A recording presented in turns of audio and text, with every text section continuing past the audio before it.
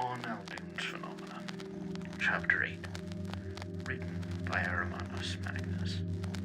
The Monoliths, Old Waterworks, and the Verdant City. Somewhere off the coast appears a monolith. The people that venture near these towers often say that they experience weird shifts in gravity, distortions in reality, and other sorts of hallucinations.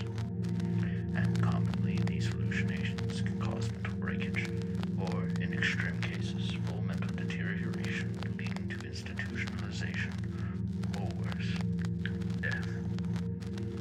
It is unknown fully why these towers cause this. Some scholars argue that an alien race once lived here and planted these here. Others say an ancient civilization built them, or even that these are gateways to the beyond. Regardless of these academic quarrels, one thing remains the same. Stay far away for your own safety.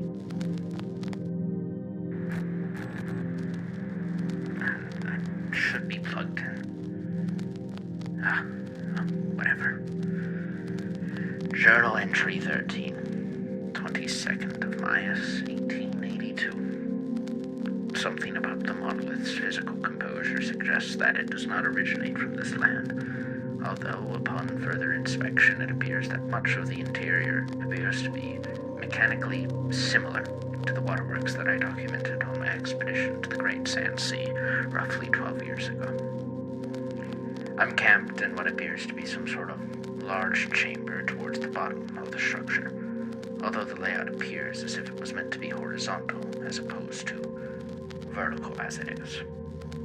Regardless, I will start my ascent tomorrow.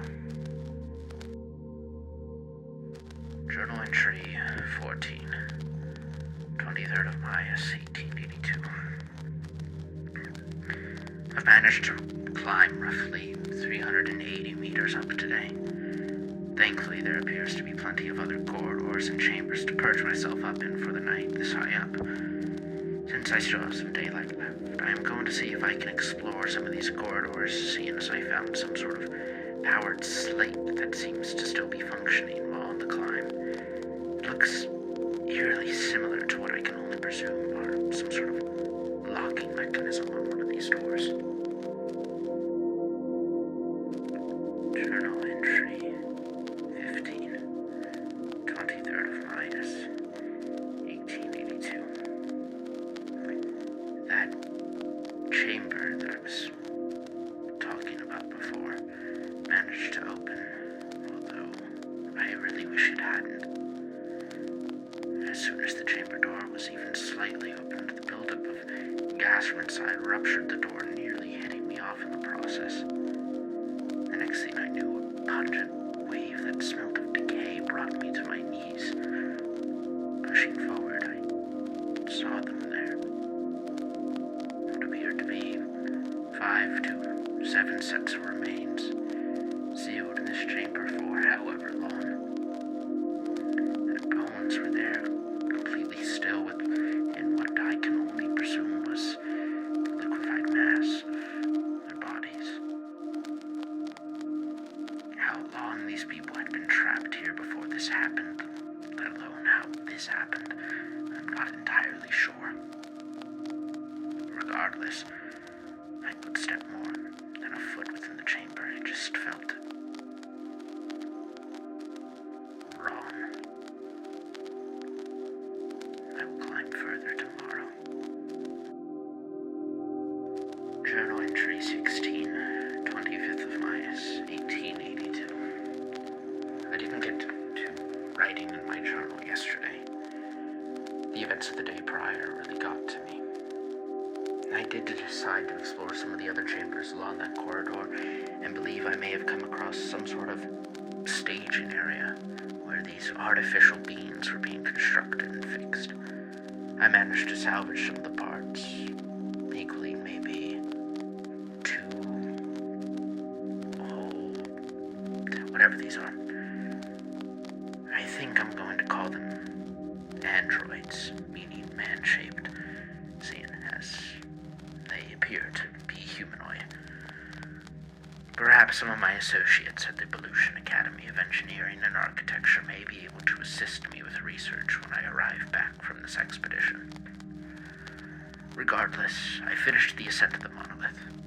As I approached the top, I came to find, suspended in midair, some sort of mechanism, extremely familiar to the manicore we discovered within the waterworks. However, this one appeared to be much larger and not functional, despite being suspended midair. It's almost as if the magic that presumably had been within this core had been sucked out or absorbed by something.